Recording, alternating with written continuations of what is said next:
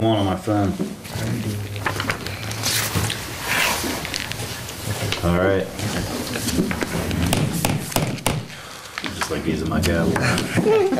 Wussy little gavel. You want a new phone, don't you? No, I didn't hit the phone. So we're going to call the meeting to order at 7:31 p.m. according to my iPhone. Our first order of business is to approve the minutes of the mayor and council meeting of August 17th, 2015, and the meeting and executive session of August 31st, 2015. I would move that the minutes of August 17th and the executive session of August the 31st be approved as submitted. Second. All those in favor? Aye. Any opposed? Okay, our second order of business is to read the summary of the executive session of August 31st, 2015 into the public record. And I'll do so right now. Mayor Serino called the executive session to order at 6 p.m. August 31st, 2015 in accordance with 3-305B17 of the Open Meetings Act. The purpose of the meeting was to interview candidates for the position of Arts and Entertainment Manager / Economic Development Coordinator and to meet with council regarding the Ivysol injections at the hospital. In attendance at the meeting were council members Liz Gross, Linda Kuiper, Sam Shogay, and Marty Stetson, Bill Ingersoll, Town Manager, and Jen Mulligan, Town Clerk. For the portion of the meeting dealing with 3-305B7, Michael Forlini, Esquire, and Bob Sipes, Utilities Manager, were present. 2 candidates were present and interviewed for the position of Arts and Entertainment Manager. The only motion of the evening was to offer the Arts and Entertainment position to one of the 2 finalists. The meeting adjourned at 8:18 p.m. Minutes were taken and are part of the record. Okay. Is that all we need to do, Jen? Mm-hmm. Okay. Our third order of business is the payment of the bills. I move the bills be paid as submitted. Second. All those in favor? Aye. Any opposed? Okay. Our fourth item was to have Stacy Clow from the Kent County Parks and Recreation here. She may still show up. So I don't see Washington Avenue Stacy. is closed. Take her Fire, where? Put her in my Reed Hall. Another one? Just want to give her Peter a said check it's so that out. I don't know how It's Reed serious Hall. it is, show up for but that. all I got was the alert. Okay, so we might circle back to Stacy. And that brings us to the town manager's report. Bill Ingersoll. Okay, we have a request for a block party on Queen Street, September 12th from 5 to 8 p.m. Anybody, I mean, this is Whereabouts? What part of Queens? on the part between Maple and High, I would presume. Oh, that little, This was done a lot in the past. I can't remember the last one, but No it's, problem, yeah. they used to have a neighborhood association, they still. We have a couple gentlemen here representing the group. Would you like to say anything? Invite the Very social street, and we've had a bunch of new residents move in, so we thought a good way to introduce them to the community was to have a party. And we'd like to block off the street, put up tables and chairs, and have a potluck supper. it's fun. We'd also like to have a waiver of the open container law, so that we could do some wine and beer, which would be strict BYO. What hours are you talking about? It starts at 5 and then? 5 to 8, When is it? September 12th. Queen Street. this Saturday. No problem. Do we need a motion? It's your ward. Yeah, no, I move that We we, split it. Hmm? One side of the street's yours, one side's that's mine. true, Well, that's then true, she should make it, you should pass it. or Okay. vice that's true. I move that we approve the permit request for a block party on Queen Street between Maple Avenue and High Streets on the 12th of September from 5 to 8 p.m. And that we waive the open carry regular container regulations. Open carry, that's gone. A little different. All right, is there a I'll second second? it.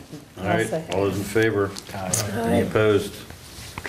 Congratulations. Thank you very much. Have a good time, sounds like fun. I hope you have a lot of bonding. Come join us. I might have to go down my old house and just go around the On corner. Friday, check with us, make sure you probably want barricades of some sort. You shouldn't have to have them at the other end, but you know, cones just don't get it done, so we want No, to I agree. make sure our street crew has gotten you those barricades. You just put them out yourselves. So Okay. when I'll you- come by On Friday. Maple. Yeah, yep. Okay, thank you very much. Okay, Hey, you're welcome to stay. We should, Thank you, dinner's waiting. see, some people can wait till this late to eat, Marty. Chief, do you have a minute? Speed bumps on Hack Drive. A month or so ago, actually, June 10th, we had a request from the Oak Hollow Townhome Association to look at the speed, and of course, everybody wants speed bumps on on the road in front of them, so, Chief? Yes, sir. I apologize for not following up on my misdirections. My officers located the sign board on Conley Drive, and in the 300 feet of that road, there was definitely no speed problem. But ultimately, got that corrected and located it on Hack Drive. And the statistics for the last week, I'm not sure really what you might draw from them, but I'll just present them, and I'll be happy to give you this paper. So starting the 2nd, there was 1,144 vehicles that traveled past the speed sign. And I should add that it was about halfway between the stop sign and 291, and it was facing Washington Square. And bear in mind also that I think the presence of the speed sign has an effect on the behavior of the motorist. Does on me. Yeah, so you see it, you slow down. But anyway, first day there were 1,144 vehicles that went by, and day meaning 24 hours. And there were 15 that traveled over the speed limit in the range of 31 to 40, and there was one vehicle that went 41 to 50. On the second day, there were 1,360 vehicles. There were 30 vehicles in the range from 31 to 40, and 3 between 41 and 50. On the third day, there were 1,426 vehicles. There were 17 between 31 and 40, and there were 2 between 41 and 50. On the next day, there were 1,210 vehicles. There were 18 between 31 and 40, and that was it. And there is a pretty consistent traffic daily range of about 1,200, 1,300 vehicles. The next day was 1,021 vehicles, 12 were in the range of 31 to 40. And the last day we only had 619, and there were 10. And that percentage of speeding vehicles is about 1.5%. I ride my bike there a lot. And, I took a notice of that road. It's a very wide road. There are no sidewalks. It has been proven time and time again, if you narrow the road down, people drive slower. I think if we put in bike and pedestrian stripe on each side, we might solve the problem without having to put in speed bumps, which paint is a lot cheaper than asphalt. And I think it would work, quite frankly, and it would give the people a little comfort, because they have to walk in the road now, some of them, if they want to go to the shopping center or wherever they are, because there are no sidewalks there.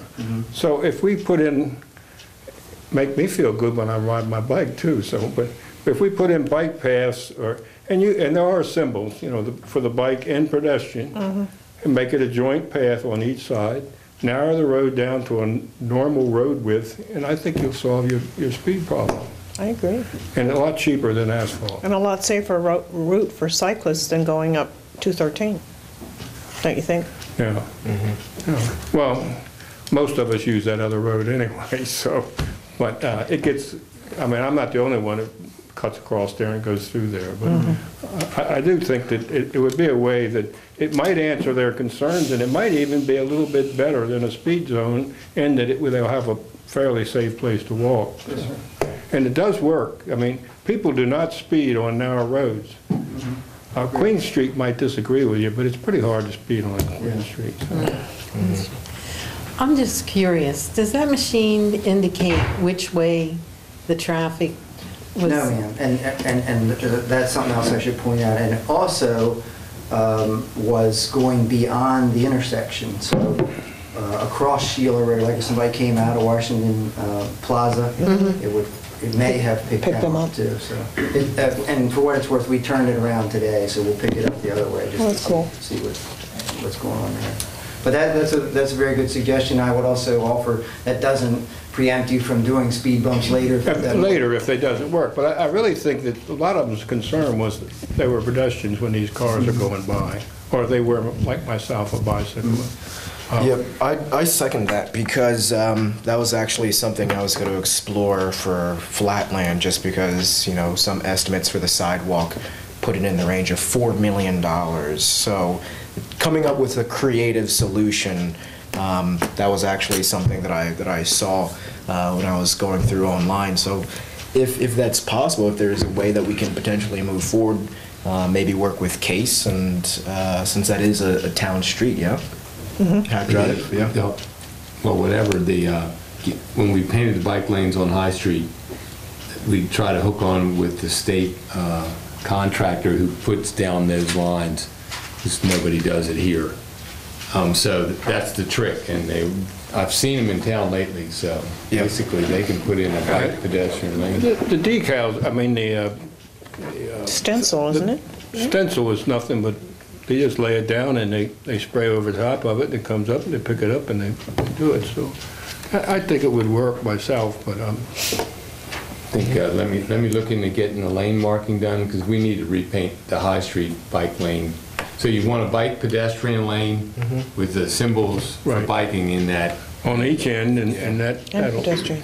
I really think that's probably caused more of their problems was the fact that they were worried about people walking on it. Plus, you do slow down in a narrow lane. High Street's a lot slower than it used to be. Of course, the fact that you can no longer buzz through the end there, you got to go around a roundabout, slow All the people people down. are parking up on the medians now. Right.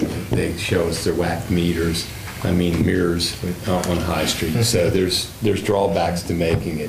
This has come up like 3 times now, but I haven't seen a single resident come to one of our meetings to actually talk to us. Yeah, they came, didn't they, come and talk about they presented the petition.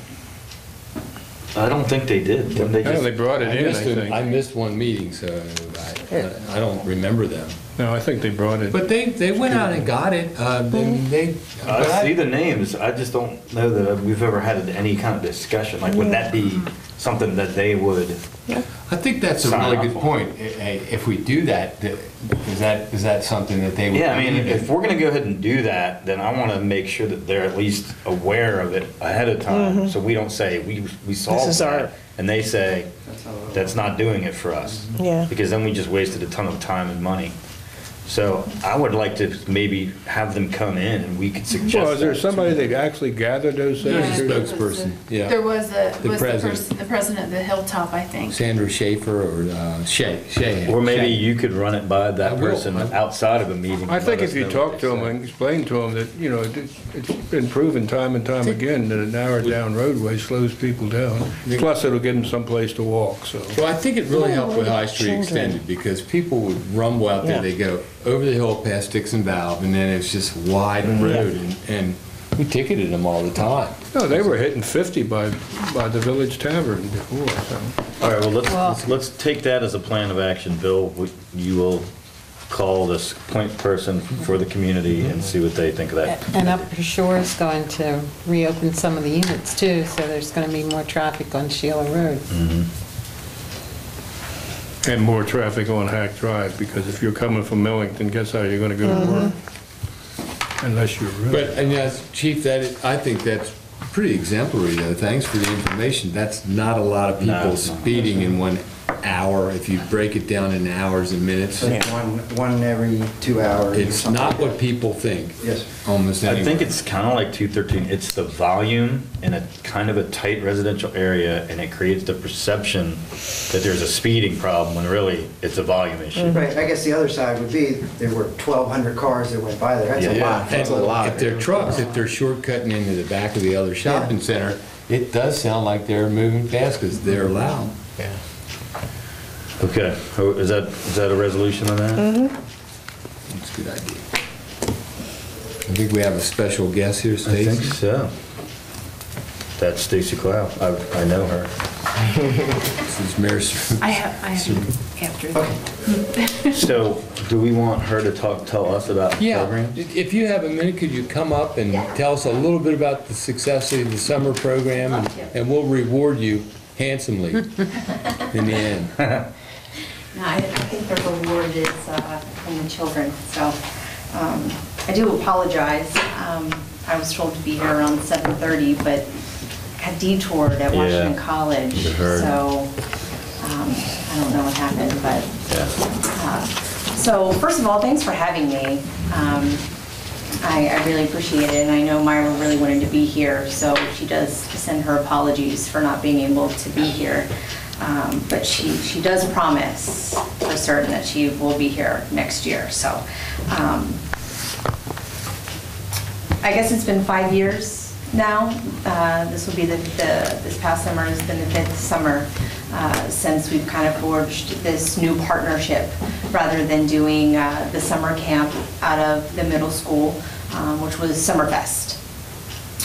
So I don't know how many of you remember that, where the town did the Summerfest program in the evenings, and then we pretty much organized and ran everything.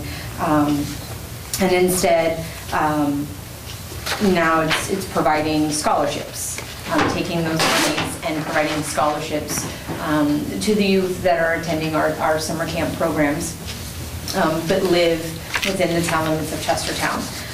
So this year, a total of $10,280 went to providing scholarships to Chestertown youth. And just to kind of put it into perspective, out of all of our camps that we offer, we had 224 youth enrolled in all of our programs. 30 of them received scholarships provided by the town of Chestertown. So I think that that's a pretty significant number, in my opinion. Of those 30, 6 of them participated in our kiddie camp program. So those are our little guys, 3.5 to 5. And that's an 8-week program. So just some things that they did. They participated in a weekly nutrition lesson from certified nutrition education from the University of Maryland Extension Office. They also took weekly trips to the Chestertown branch of the public library to attend the preschool time on the Tuesdays. 18 of that 30 attended our day camp, which is also an 8-week program, and they're for the youth 6 to 10. And they actually got to learn fundamentals of golf through our golf program, which is offered through our Parks and Recreation program, and then the Maryland Recreation and Parks Association. It's a grant that we get awarded every year to help provide that. They also got a tick awareness presentation presented to them by Dr. Nancy Fox, and then actually our Youth in Action and our Leaders Club participants, they put on a carnival at the end of the summer for the kiddie camp and the day camp program. So that's always fun for them. 2 of the youth participated in our Youth in Action program, and that's for the youth that are entering 5th and 6th grade. So even though our day camp program goes to age 10, if they're not entering 5th grade, they stay into day camp. Some of them, so it's kind of like that transitional period. Those guys actually spent some time with Mr. Gilchrist out at the Sassafras Environmental Education Center. They went hiking, canoeing, attending to the garden on the property. They built birdhouses, and just kind of exploring the land out there. And they also got the nutrition education classes from the Extension office. They spent some time out at Worthmore Equestrian Center on a weekly basis, just learning how to properly care for a horse, how to ride horses, and really got to learn everything that kind of comes with that responsibility. The last 4 attended our Leaders Club program. That's a 6-week program for this youth that are entering 7th, 8th, and 9th grade. So they also spent time with Mr. Gilchrist, but they did a few different things. The things that they did were more team building oriented. While they were doing the team building exercises, they were removing harmful debris from the shore. They made these awesome fishing poles. I was a little jealous. I kind of wanted to make one myself. And then they were learning a lot about the wildlife habitat in the area. And then those that participate in Youth in Action and Leaders Club, they also get to earn service learning hours that they are required to have by the time that they graduate.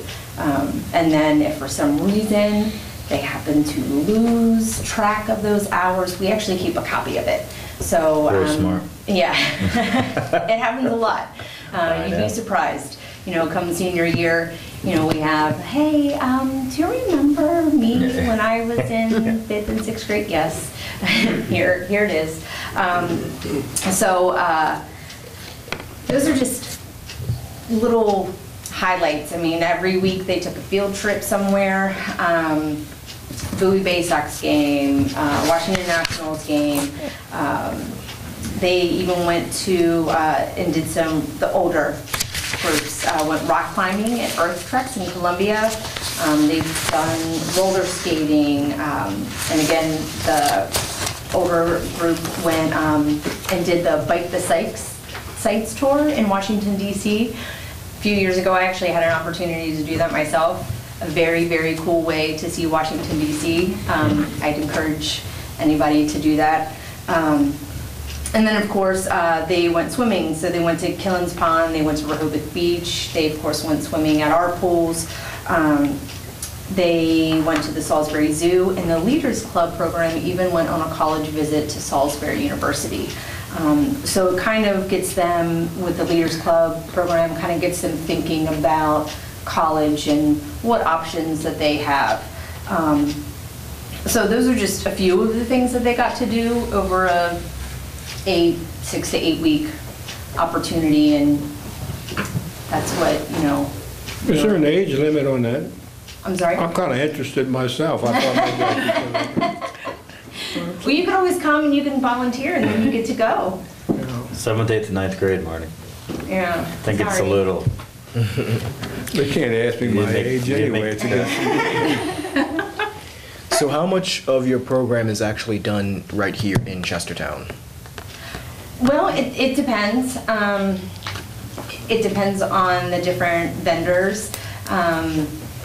Like when it comes to like crazy days, we like to come out and do stuff. It really all depends.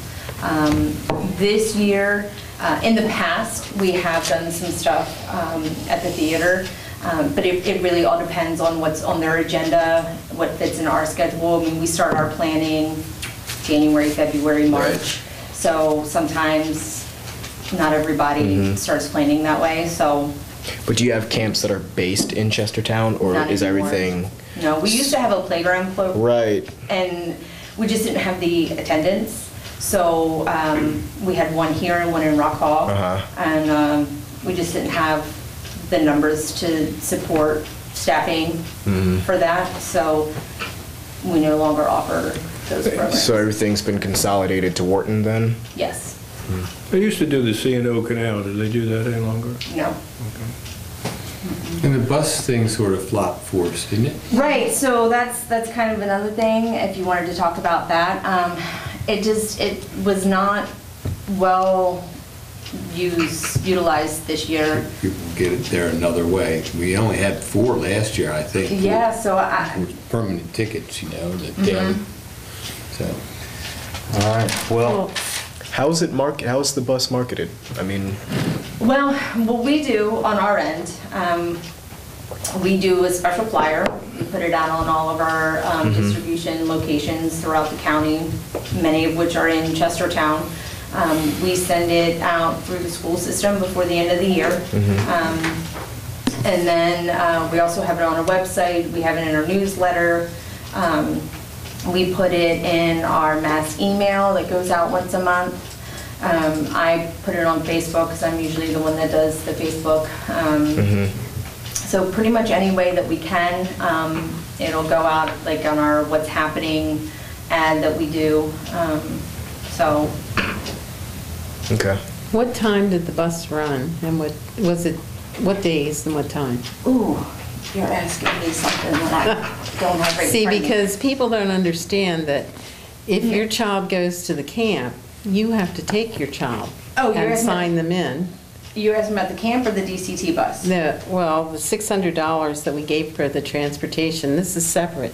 You can't put your children on the bus and send them to camp, or Oh, have no. the bus pick them Yeah. up, if that's a Correct. misunderstanding there.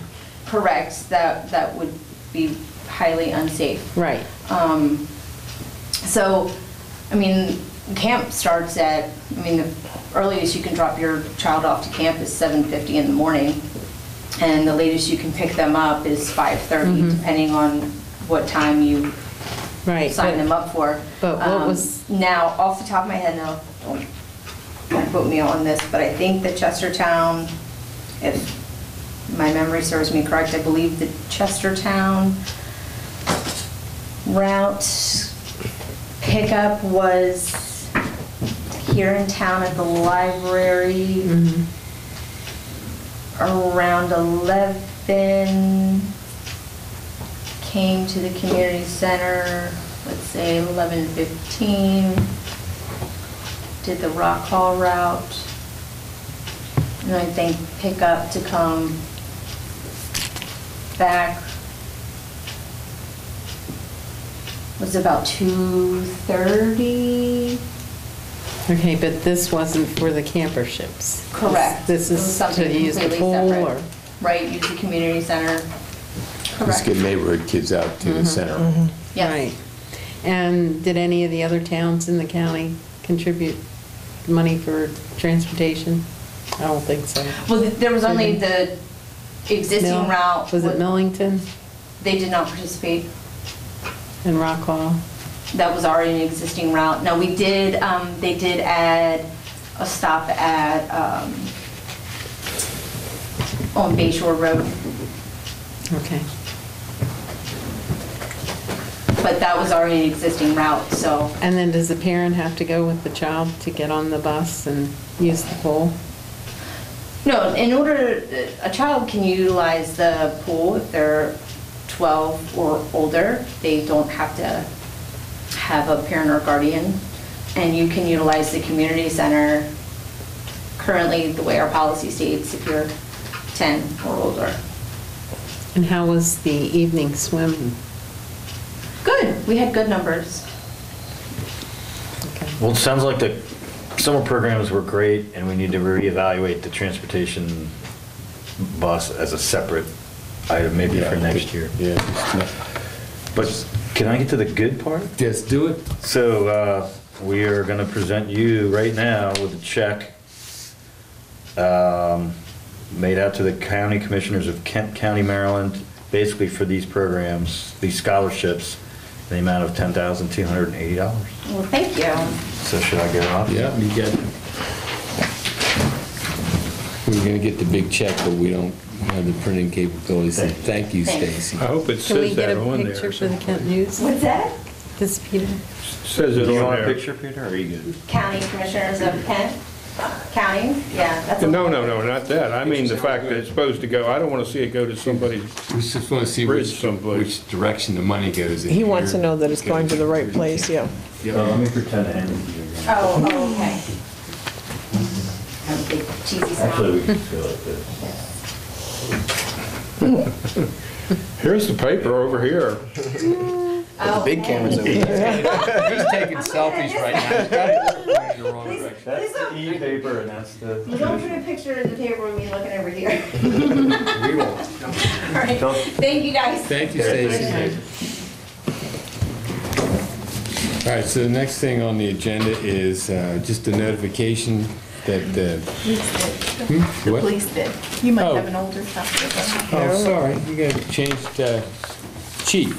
Yes, sir. I don't have, We have on the agenda here the police bid award, which we had previously discussed of what we thought was the lower bidder until we went into contract negotiations. And I'm going to put it in a nutshell. They wanted so much upfront that it made us all nervous. We checked references, and then we started looking back at the bids themselves. Without the generator, which I think is better procured a different way, especially if we buy it ourselves and avoid taxes, is the other bidder was actually a low bidder and was much better known. So Chief can take it from there. Yeah, thank you, Bill. So that was the nutshell. We had two bidders, and if you take the generator out of the package, this second bidder, which is Chesapeake Telephone Systems, was actually $82,299 versus the other one, which was $86,382. We awarded, or asked your endorsement for the award of the first business because it included the generator. As Bill said, in retrospect, we think it would be more prudent to go with the second company, Chesapeake Telephone Systems. And so I would ask that you redirect the bid for the work at 601 High Street to Chesapeake Telephone Systems.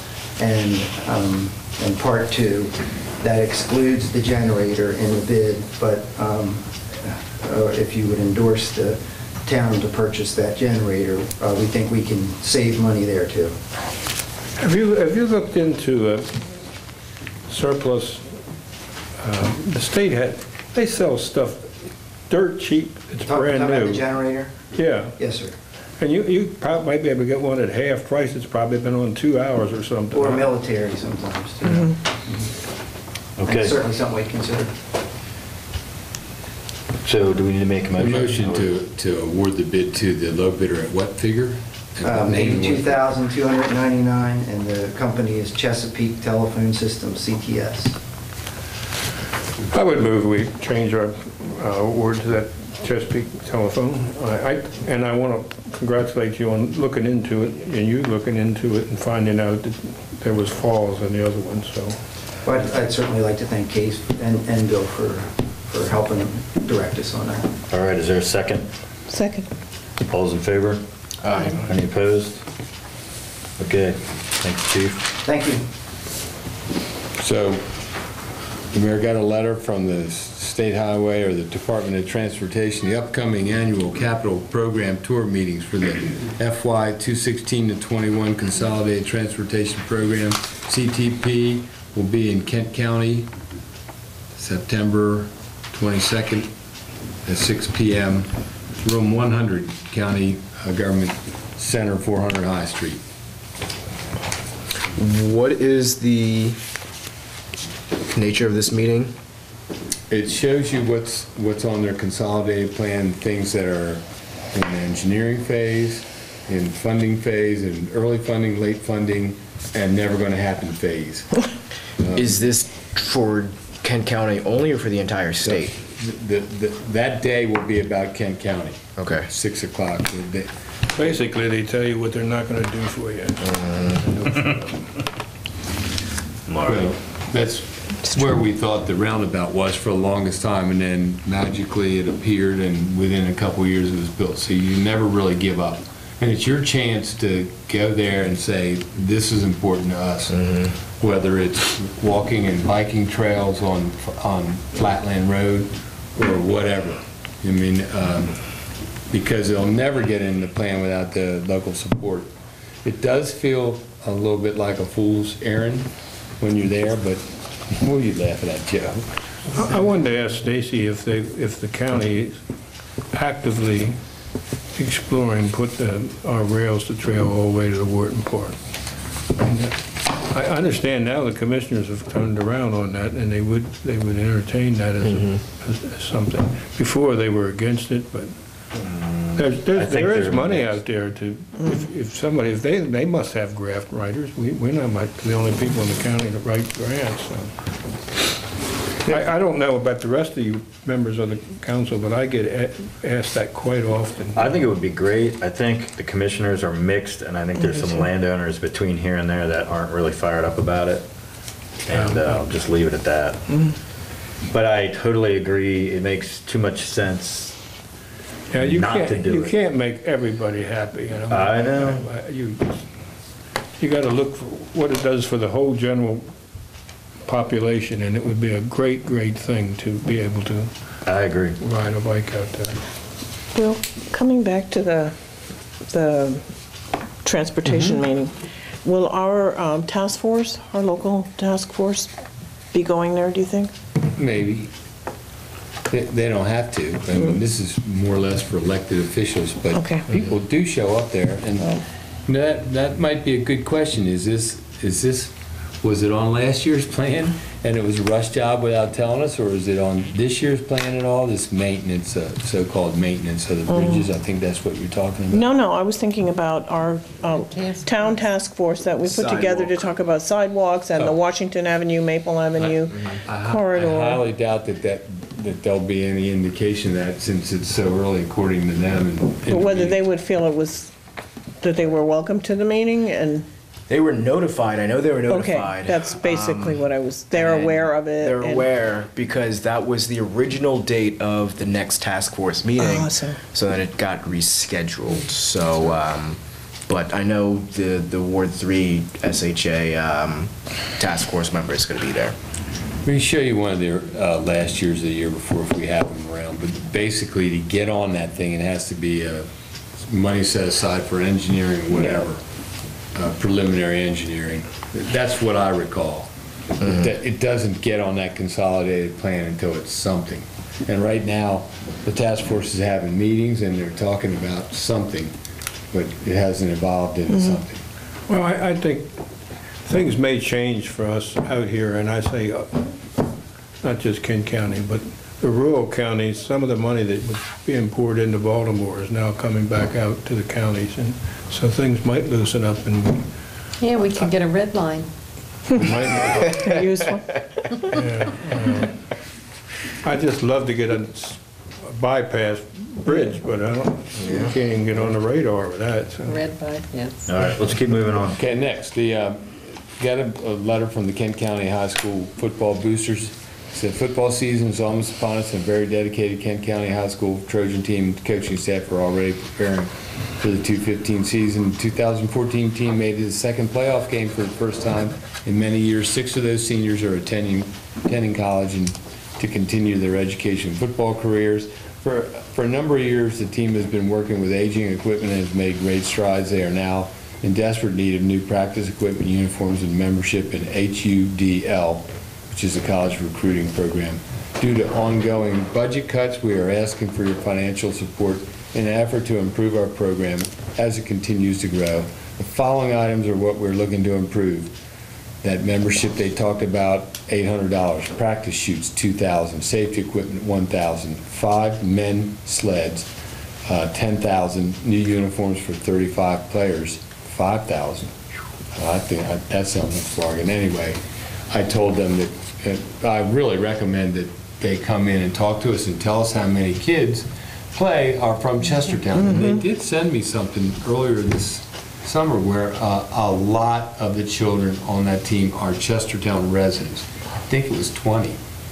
So either we should refer this to the Recreation Commission, it's obviously in their purview, or decide whether we want to do this or not. It's just a normal outreach, probably a group mailing sort of. Did they send this letter to the county commission? Because that's who's funding that whole Should we scene. tell them we just gave them a check for $10,280? Yeah, I mean, once again, the county's taking and not, we don't see anything coming to us for our programs and what we're doing in here. I live in an area where more people collect Social Security checks than they do send kids to play football, so it hurts them to take their tax-paying dollars. Well, just in case you feel as individuals you want to support them, I've had a lot of excitement with their team, and I bring it to you because you received it in the mail. Okay. The next thing is the county commissioners. I may be skipping something here, but, special event recycling plan. I was kind of amused for this. I think everybody knows that the state of Maryland has decided that when someone has a special event, they're going to make them have recycling out there, and it's a public law now, so they got to put recycling containers.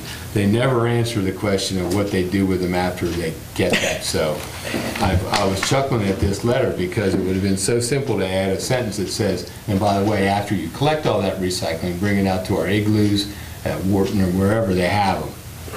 Everybody knows the only curbside collectors in Kent County is Chestertown, Maryland, Yep. not Kent County. So I thought that was pretty ironic, but the idea is fine, except in Chestertown it translates to the town of Chestertown puts out recycling containers at events. But now it's law that the organizers of an event have to put out recycling containers. So the thought is there. It's just in the translation, it's hard to get people to even figure out what to do with their trash after a big event. So we work with organizers all the time, and we believe in recycling. Just feel like the state of Maryland could support us a little bit better on these things and bring it to our location, one or two. In talking with Marty Holden about this, he did say if there's anywhere in town that you would like igloos or the modern equivalent of igloos, which are really square now because they're dumpsters, and you see them out at where Lenny Fletcher's car agency was, that they have them in so many places. I think that there's less of people dumping trash there than there used to be, where people would put a full bedroom suite behind the igloo. So if you ever feel like any town property, they did offer that to make it more convenient. And they offer that free of cost? Yeah, I mean, it would be a site where people could drop stuff off. Who picks up the recycling? I've actually from that? saw, The county does using MES money. Okay. Maryland Environmental Services. When we send our trash to the landfill, we pay $5 a ton for recycling efforts. And you hear me whining about how we don't get enough of it back here in our till. But it's directed to those igloos for collection. What constitutes an event? Now, these gentlemen that we just gave a... It has to be more than 200 people, so I guess we'll have a lot of applicants with 199 estimated persons. Okay, so not the Queen Street Block Party, for example. Some of them are already proven to be over 200. Includes temporary or periodic use of a public street, publicly owned site or facility, or a public park. So if there is a private party that serves food or drink and expected to have more than 200. it's another unfunded edict that comes down. Yeah, I don't fault the idea of it, just it's kind of ironic. But you talk about bedroom suite behind. I've actually walked past the middle school and watched the Board of Education dumpsters there. People putting mattresses in them and so forth. I don't know where the cars were from, but I brought it to the Board of Education. I said, why don't you just put locks on them and just unlock them during the school day and then lock them up? Because this is on a Saturday or a Sunday, I forget what. I've seen several of them. They come in there regularly, open it up, and dump big stuff in it. We're paying for that. I mean, we pay for them to come and get it, so. We do have this rule that if somebody sees that happen even on their property in Chestertown, it's a $100 fine. So if somebody sees somebody dumping and they want to photograph it or report it, we can fine them. Okay, back to this meeting that the county commissioners want to have with us to discuss the memorandum of understanding that we gave them on June 1st of 2015. That would be about the Quaker Neck Sanitary District. They would like us to give them a couple dates that would be convenient for us. Haven't we already done that? Well, their meetings are every Tuesday night at 6 o'clock, so that's... What about our They Monday? asked us not to do it before 6 o'clock on a Tuesday, like don't try to do it Right. at 5 o'clock. So what about before our meeting on the 5th of October? It's fine with me, that would be, What's Why don't that? we offer a 7 o'clock okay. on the 5th Or the 19th Or of the- October. 12th? And or- that gives us a half hour, because Yeah, is our that enough? meeting's 7:30. Right. Is that enough? Won't be enough for them in previous 6:30. discussions that I've had about I that don't before. think That it'd be enough for not me. nearly enough time. 6:30? I would lot an hour for it, and then have the referees break it up at 7:30 so we can go in our regular meeting. What days you talking about? October. Monday. Monday, October 5th, and Monday, October 19th at 6:30. Offer them both and see which one they want. Yeah, exactly. Okay. You'll let us know?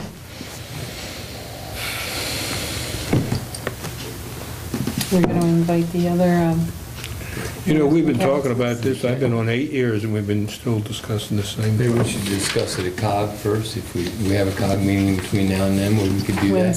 when's the next COG meeting? It should be the 16th third next week. 16th?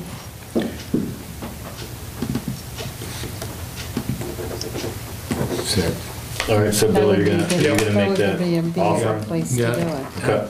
I have a couple other little things. First of all, before I forget it, we'd like to request an executive session following this meeting, a brief one, to go over the arts and entertainment position, personnel. Oh, you can fill that out, because a couple of things. The gospel, I'm just going to jump over this until she gets the form ready.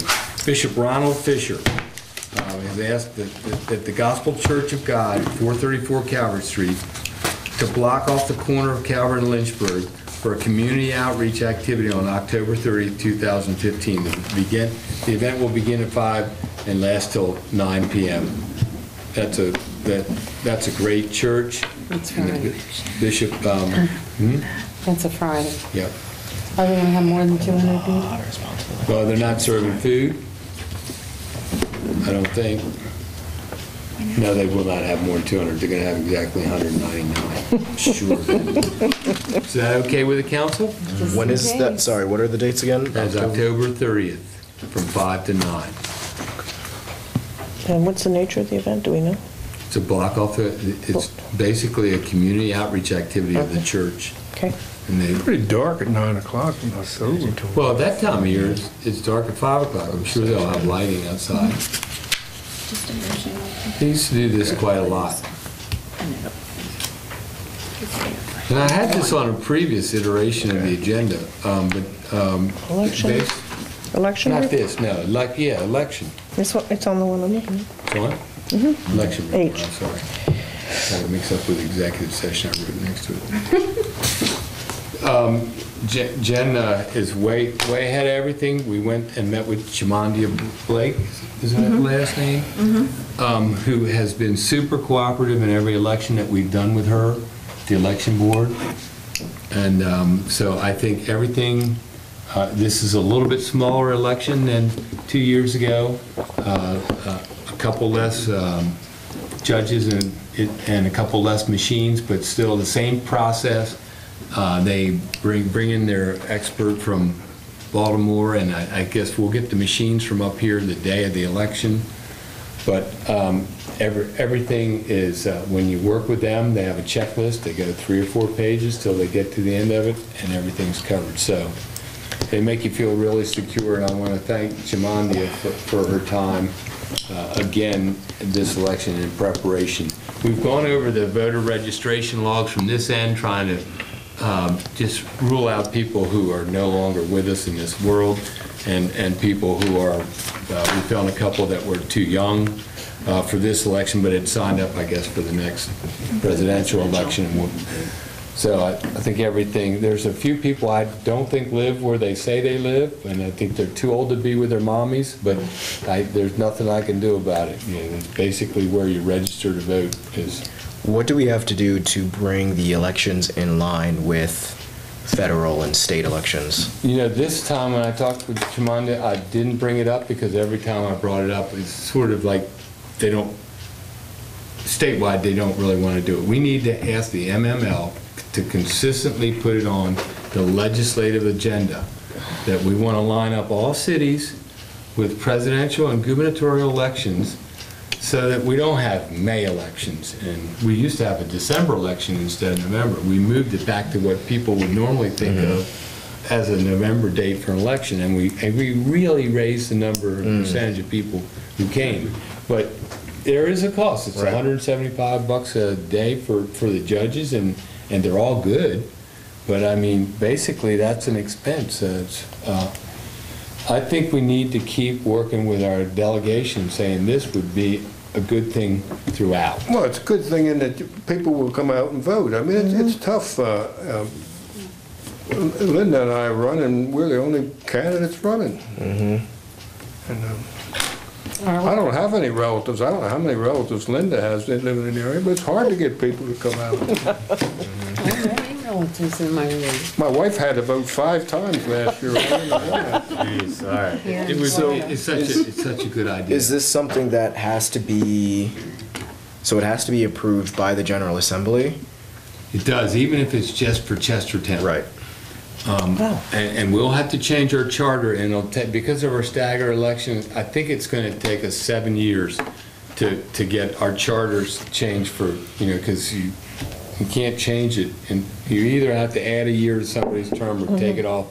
You have to think it out. We've laid it out twice now. So to get it in alignment takes a few years because of the staggered elections. But I think it's the way to go. And maybe that's what other cities worry about, cutting somebody short or adding a year to their term. I don't think you can cut anybody short. You're gonna have to add something to somebody, I think. I don't know if there's precedent for either. Yeah. Did somebody elect them for an extra year, or, They must have did something in the cities that do it, because Like a I checked referendum or into it, there something, are but- cities that do it. Maybe you'd have to have it as a referendum. Yeah, I think that adding a year to somebody who's elected by the public is the best way to do it. Right. But it takes a little thought, and we laid it out. And every city would have to go through the same sort of thing, but it's worth it. It is. But So the when- more people you have run, the more people you have turn out. Exactly. So, Yeah. I mean, so why change it? I tell you, the good reason to not change this is a lot of work. It Yeah. wouldn't be necessarily more people running, we'd be running in the same year as all the other elections. Be a bigger turnout. All right. Doesn't matter. I think that's several years away. Yeah. Okay? I like the idea. So, Jen, are you ready for the executive session thing? You have the, I am ready. thanks. I would like to request an executive session after this meeting under the General Provisions Article 3-305B to discuss the appointment, employment, assignment, promotion, discipline, demotion, so on and so forth. Or do I have to read everything? Oh, okay. Compensation, removal, resignation, or performance evaluation of appointees, employees, or officials over whom this public body has jurisdiction, or any other personnel matter that affects one or more specific individuals. That's it. Isn't that ridiculous? I mean, you ought to be able to just say, our Personnel special matters. session for I still personnel. got this little Do we card. need a second, or is that? We do need a second. Second. Second. Those in No, favor? Go ahead. All right. Aye. Any opposed? That's the end of my Okay. report, Mayor. All right. My report, I have a proclamation here, a Patriotism Week proclamation that I'm going to read into the record.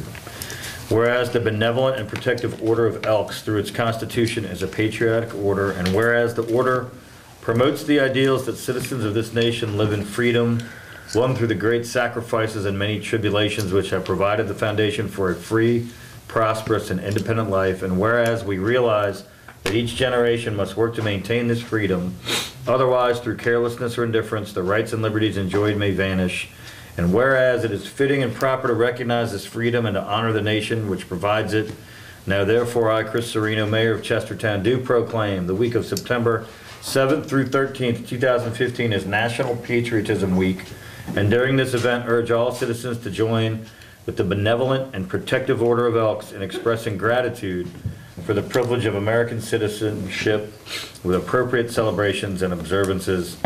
In witness thereof, I have hereunto set my hand and caused the seal of the town of Chestertown to be affixed this 8th day of September, 2015. Here, here. Patriotism Week is done. Okay, next we have a lot of people that need to be reappointed to various committees and boards and whatnot. So I'm just going to read off each one, and if you guys are not opposed, if somebody can make a motion and then second it, and we can kind of buzz through these. So the first one is to reappoint Barbara Cregan to the Zoning Board of Appeals for a 3-year term. So moved to appoint Barbara Cregan to the zoning board of appeals. Second. We can just go around Okay. the room here. All those in favor? Aye. Any opposed? Okay, next is reappoint Ruth Menifee to the Tree Committee for a 3-year term. So move. Is there a second? Second. All those in favor? Aye. Any opposed? Next is to reappoint Cynthia Saunders to the Tree Committee for a 3-year term. So moved. Is there a second? Second. All those in favor? Aye. Any opposed? She's your one. Next is to reappoint Jane Scott to the Tree Committee for a 3-year term. So moved. I knew her. Is there a second? Second. All those in favor? Aye. Aye. Any opposed? We also did get a resignation letter of Kobe Storer from the Board of Supervisors and Elections. However, we do have a willing person willing to serve on the Board of Supervisors and Elections, Cheryl Hoops. She comes highly recommended by Bill Ingersoll.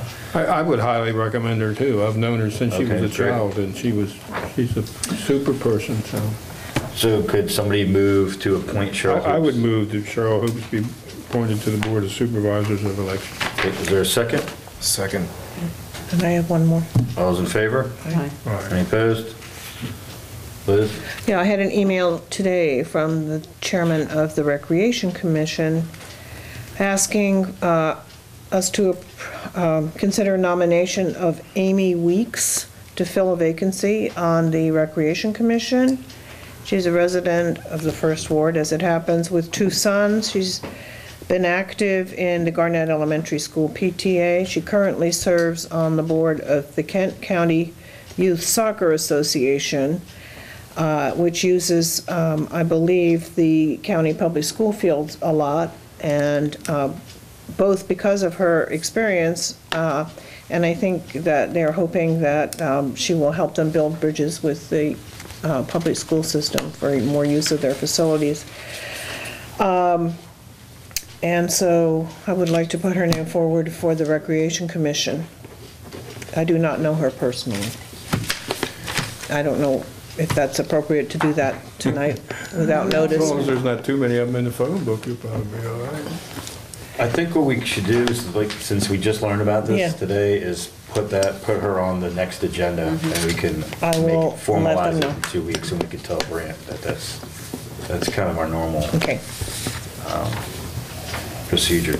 Okay, last on my report, you may have read about this in the papers, but as a mayor and council, on behalf of the mayor and council, I, with the help of our attorney, drafted a letter that we mailed last week to Secretary Grumbles at the Maryland Department of the Environment.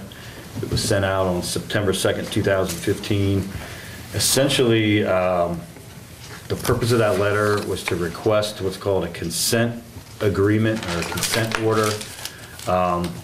And really what we're looking for is an itemized list of who is responsible for what regarding the hospital oil spill, and especially who is responsible for fiduciary matters in the event of a worst-case scenario where our wells to become threatened by any contaminants escaping the site. This is something that we have repeatedly expressed concerns about.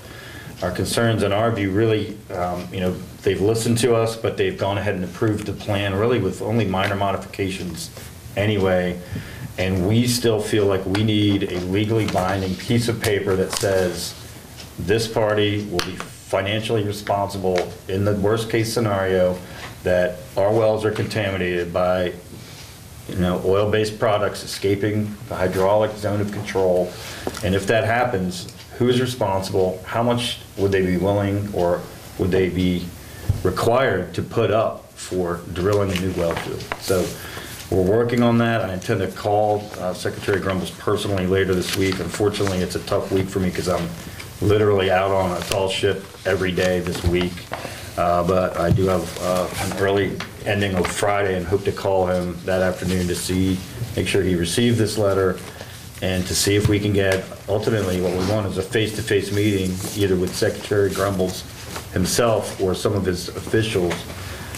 And hopefully we can ultimately sit down with both MDE and the responsible party, the hospital, and come up with a legally binding agreement that gives us some peace of mind financially in the case that this Ivy Sol remediation plan doesn't work or works too well to a point where the contaminants get away from that zone of control. So did I summarize? Did I miss anything?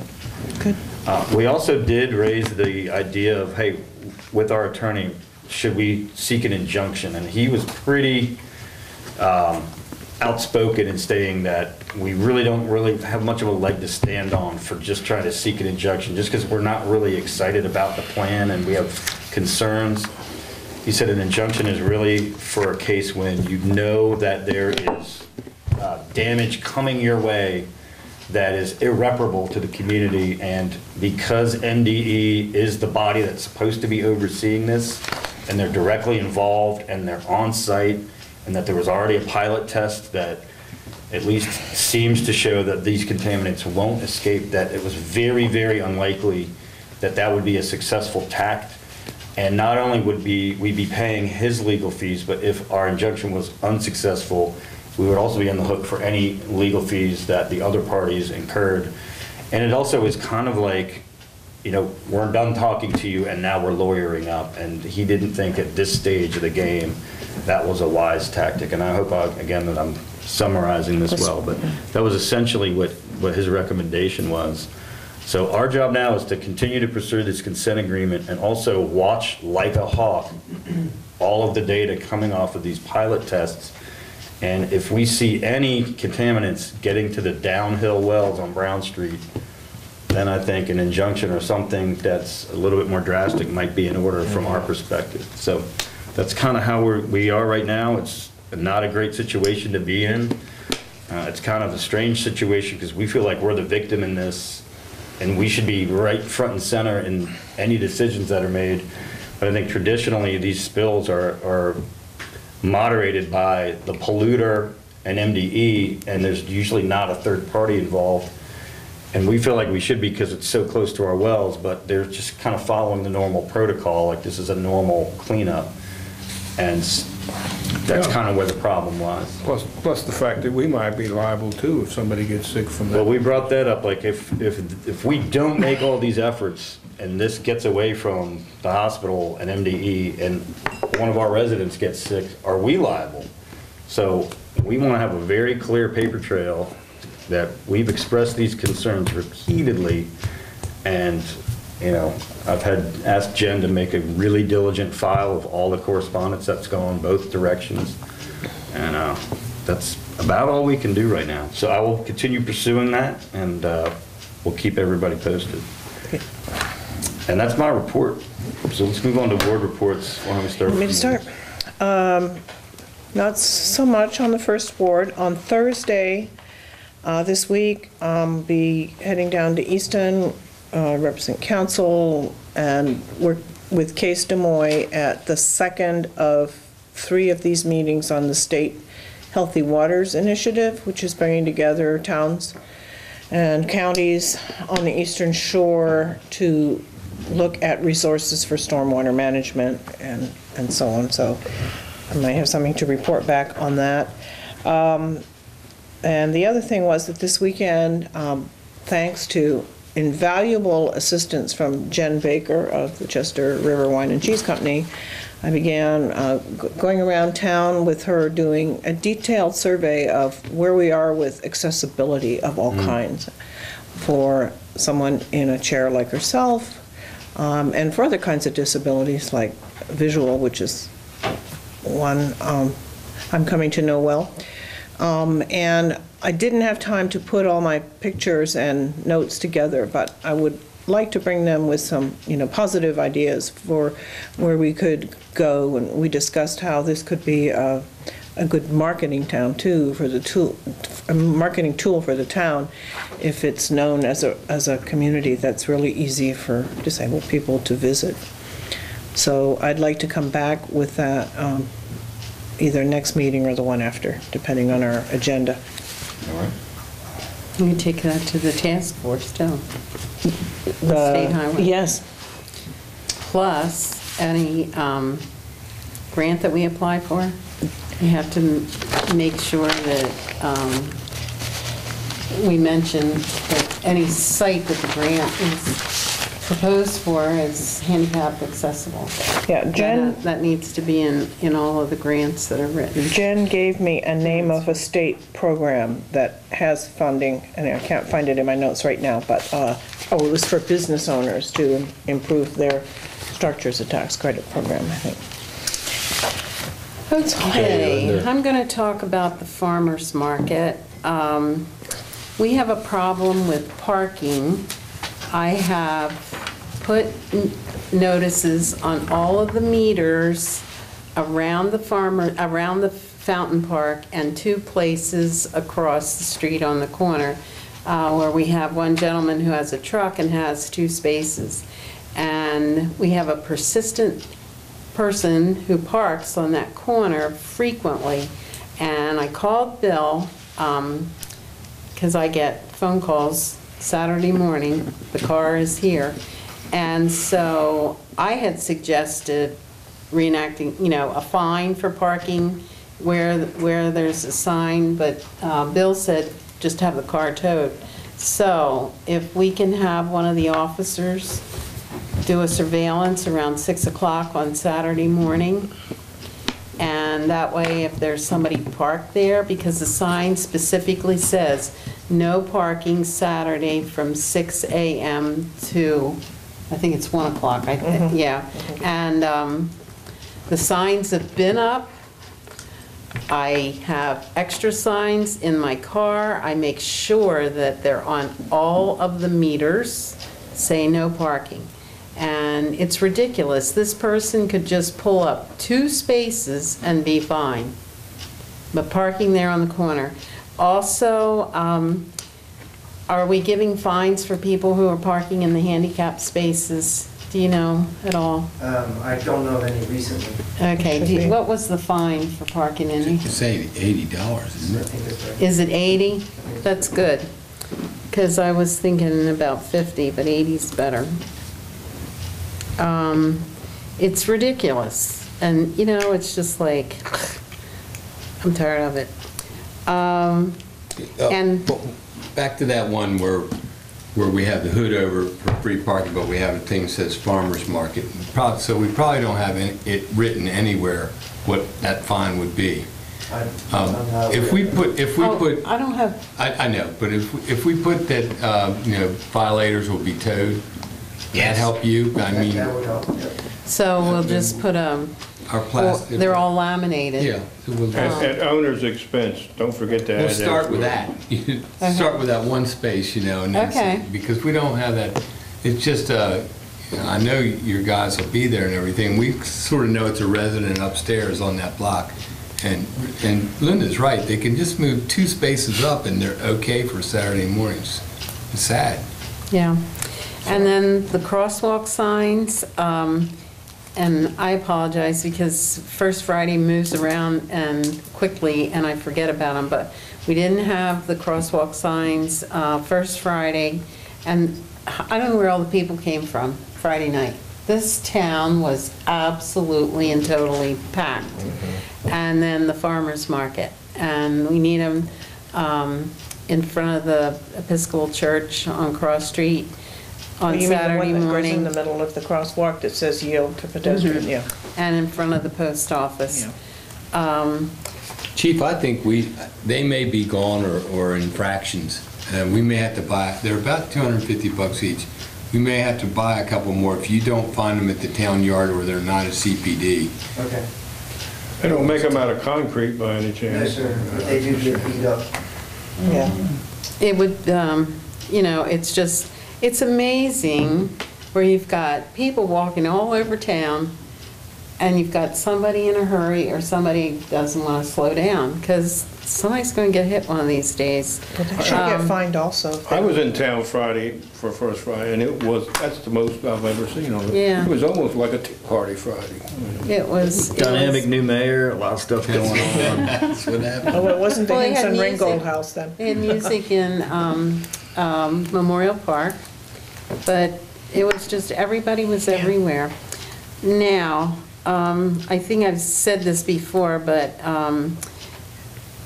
I attended the Hoyas CPIP program at Washington College, and this is a really good program to introduce kids to the college life, to the faculty, to the students, to staff, and this program is for 6th and 7th graders, and they were pretty ambitious with what they wanted to be when they grow up, and it would just absolutely be wonderful if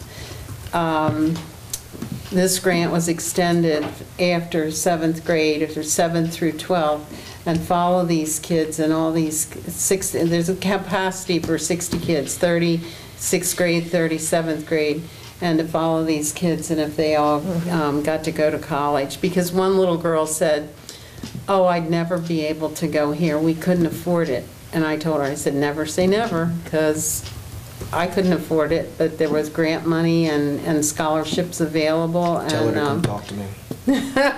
Joe. She's in 6th and 7th. She's going in 6th grade, but either that or it was just, don't say something like that. Shoot for the shoot for the moon. The other thing that I have is the $600 that we didn't use for the transportation to Parks and Rec. And I'm only making this suggestion, and nothing has to be done tonight, because I think we should think about this. If we considered giving that $600 to the Horizon program. That's just my suggestion for this year, because it was budgeted for transportation and it wasn't used. Okay. And then Don't we already again- give to them? Don't we already give to them? Don't we already give to Horizon? Is that it? I mean, I'm not sure we budgeted for it, I'd have because to look last at year the- we had 4. And I don't think I put it in the budget this year. I put 10,280 in for the program. For Parks and Rec? But not necessarily. Oh, you mean, I'll check. you didn't put, I'll have to look and see if we put the Because 600 last year for it was a disaster transportation. with four participants. yeah. Okay. And that's it. Okay, Sam? But we will be, we still plan on using the transportation for next summer, correct? I mean, ridership might be low, but that is something that we. It wasn't just low, there was nobody It was using There it. was no, nobody. it wasn't low, it was no. You Right. know what? I think that things could be changed to make it effective. Like, I think the back of the library sounds like a great idea, but it isn't. Because maybe kids that are in the library are in the library to be in the library. Right. In fact, the bus goes from out there to the library, they said. Right. I think it should stop in the neighborhood. The neighborhood where these kids come from, their addresses are on the list that we got from Myra. Yeah. So let's stop in their neighborhood. Because I'm just afraid of consolidating things so much to the point that if you don't have a vehicle or you don't have the time to actually take your kid somewhere, then you're just out of luck. Whereas if we can promote it a little bit better and keep it as an option for a lot of our families, I think that's really important. So, because in my ward, I'm dealing with families who are always asking the question, well, what is there to do here for kids? And I think they are a perfect opportunity and a perfect example of, this is a demographic and a group that we just need to market better, So they're looking for services directly right here in Chestertown. I mean, if we can't provide all the types of activities that Wharton is providing, then at least having that transportation as an option to get out there, Yep. I think is really important. So, I mean, we can send the $600 to Horizon or some other group, just as long as we plan on keeping this as an option for next year. The bus to the Remember at community budget center. time. Pardon? I said, remember at budget time. Yes. It's nice to be thinking about these other groups, but we always have some pressing issue that we're wondering where the money's going to come from. Mm-hmm. So each year has, and I think when you satisfy somebody's budget request, you satisfied their budget request. Or if those kids aren't going down to Parks and Rec, they have the opportunity to go to Horizons, which is in town, Yeah, at the college. right. I just want to make sure it's still an option, that's all. Yeah. But I spoke with Doris Mason. She's the executive director of the Upper Shore Regional Council, and you know, she's really chomping at the bit to help us out with any type of economic development initiatives that we have going on here in Chestertown. So she is going to come before the town council. Jen, she's going to give you a call to get on the agenda. Okay. To talk about some of the projects that the Upper Shore Regional Council can potentially collaborate on with Chestertown. So I asked there was funding to kick in for our economic developers. So she said no, not quite, but there are a lot of other capacities in which they can collaborate with us. Also went to the Washington Park Day. It was sponsored by the Washington Park Foundation. It's a new group that just started this year of residents who live in Washington Park. And they just had a nice celebratory day. They brought out the entire neighborhood. They had a really fantastic turnout, and they made T-shirts as well. And I had the pleasure of being there for a little bit. And I mean, you could really see how deep-rooted that community is. I mean, multi-generational, and the entire neighborhood really is tight-knit. They're like a big family, so it was great being out there. Mr. Mayor was out there as well with the First Lady, so they truly appreciated his presence. So yeah, looking forward to working with that foundation. And one thing I let them know while I was there was, you know, any particular issue or request that you want to make of the town, be sure to come to these town meetings and actually let your face be seen and your voice be heard. So I'll be working with them to do that. I tried to help Harold Somerville as much as possible, mowing it right before the event. Yeah. Working out some details of what the Recreation Commission was doing. So I think he knows we're here. We've worked together on the use of the park there. Right. Nice man. And the park was definitely something that they wanted to kind of tackle, just because it looked really good, but they wanted to see some more amenities out there. So, Marty, I'll be consulting you since you have a lot of experience with developing a park there. So, Remember, dogs come first. Take care of the dogs. And the whole If you got a dog, I'll be interested. but no, they really want a pavilion, and I know you did some fundraising efforts for that as well. So, but all in all, things are looking pretty good in Ward 3. Constituents are happy, so I'm happy. Marty? Yeah, I was just wondering where we are on the middle school construction. We were hoping to get something done this summer, and if it's done, I can't see it. I mean, Yeah, it's imminent. I think the Board of Public Works is meeting on the total grant. I mean, we're ready to go, but you can't go until they. Oh, I thought you said we'd had We got the grant, but then you have to get the final stamp of approval on the grant that you already got from the legislature. It's bizarre. From the Board of Public Works. From the board? From the governor, the treasurer, and control. it's like they're looking at it. Yeah, I'm sorry. They're looking at it as a specific project, which is kind of a first. But it came late, I think, in the game, and I don't think they'll change a dime on it. It's really a great. And is that the same process for Gateway Park? I mean, it has to be. No. Most of those things are, the whole budget's approved for the agency, and then sometimes you have to go to them with specific plans. But usually it's once you get the funding from Community Parks and Recreation, you're funded. This one's kind of special, but we're ready. But so Okay, the good. delay has been on the state level. The other is that we have a number of dead trees in Bailey Park, a few. I don't know whether they're still under guarantee or not. If they're not, I think we should cut them off and just get rid of them, because they're not only unsightly, but every time I go to the park, somebody stops and wants to tell me, what are you going to do about this dead tree? So if it wasn't there, they wouldn't be able to do that, so Are you going to tell them you're just going to cut it and down? we really are pretty well treed up there. I'm seriously, I mean, you've been there. Yes. Even with the dead trees, we got lots of trees. We do. So it's by the time they grow up, we'll be in great shape. And the last thing is one everybody's been waiting on, I'm sure. Should we have a drum roll? I want to start off by thanking the people who encouraged me to run for a third term. I listened to my constituents, and so thought I am going to run for a third term.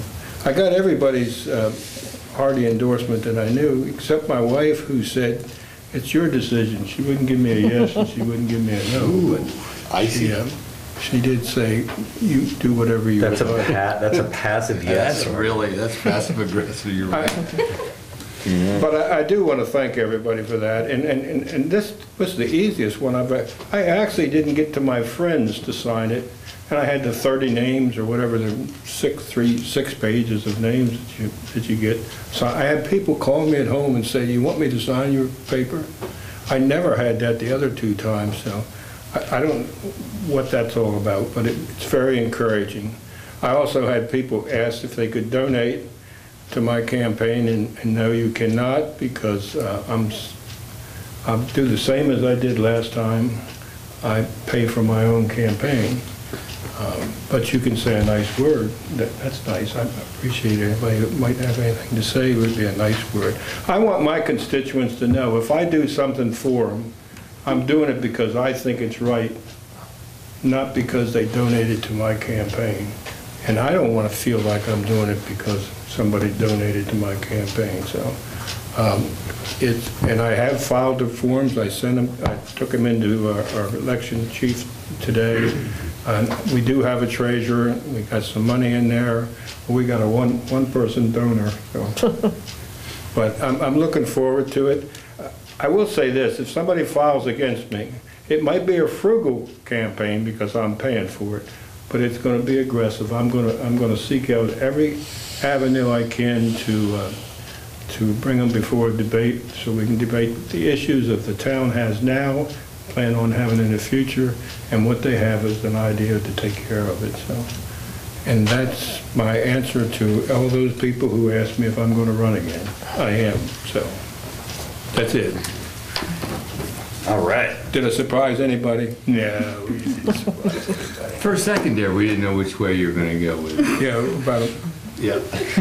All right, that concludes award reports. There were no requests from the public to be on the agenda. So are there any questions or comments from our massive audience tonight? Okay, is there a motion to adjourn? I make a motion to Okay, adjourn. Go ahead, Linda. Is there a second? second. All those in favor? Yes. Any opposed? Okay, we're adjourned.